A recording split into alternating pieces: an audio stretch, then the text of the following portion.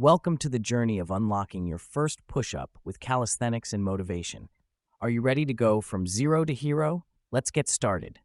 Calisthenics is a form of exercise that uses your own body weight for resistance. It's a great way to build strength and flexibility, perfect for beginners. Motivation is the key to achieving your fitness goals.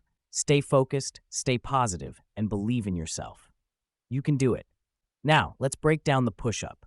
Start by getting into a plank position with your hands shoulder-width apart and your body in a straight line. Lower your body until your chest nearly touches the floor, then push yourself back up.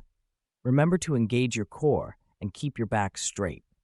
It's okay if you can't do a full push-up yet. Start with modified push-ups on your knees and gradually work your way up to the standard push-up. Stay consistent and keep practicing. With dedication and perseverance, you'll soon unlock your first push-up and feel like a hero. Remember, the journey from zero to hero is about progress, not perfection.